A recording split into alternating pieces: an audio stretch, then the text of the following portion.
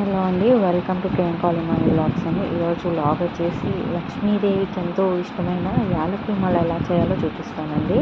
ముందుగా మనం ఏంటంటే యాలకులు మనం బయట తెస్తాం కాబట్టి పసుపు నీళ్ళల్లో ముంచి తీసేయాలండి. నీట్గా చేసుకొని ఒక సూది తీసుకొని సన్న దారం, మనం మామూలుగా మిషన్ కుట్టే దారం ఉంటుంది కదా, దాన్ని తీసుకోండి. ఆ దారం తీసుకొని ఇలా యాలకులు మనం ఎన్ని 9 అయినా 21 అయినా అలా ఎన్నైనా మనం పెట్టుకోవచ్చండి.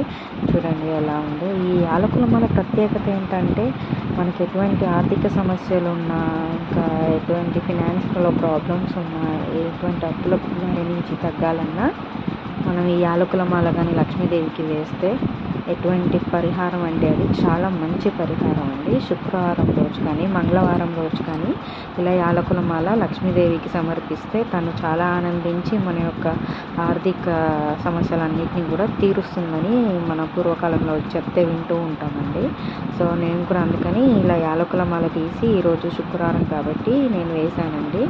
చూడండి ఇట్లా నేనైతే 9 యాలకులు తీసుకొని వేశానండి. అలా మాలలాగా చుట్టి దాన్ని ముడి వేసి మనం పెద్ద విగ్రహం అయితే పెద్దగా వేసుకోవచ్చు. పటాలకు కూడా 21, 50 అలా 51 అలా వేసుకోవచ్చు. నాది చిన్నగా ఉంది కాబట్టి విగ్రహం నేను 9 యాలకులు వేశానండి. చూడండి, దానికి గంధం కుంకుమ బొట్టు పెట్టుకొని యాలకుల మాలకి అమ్మవారికి కూడా బొట్లు పెట్టుకొని యాలకుల మాలని అలా వేయాలండి.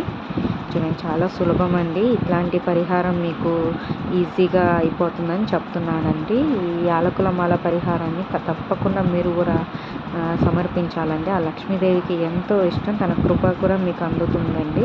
ఈ వీడియో మీకు నచ్చితే సబ్స్క్రైబ్ చేసుకోండి.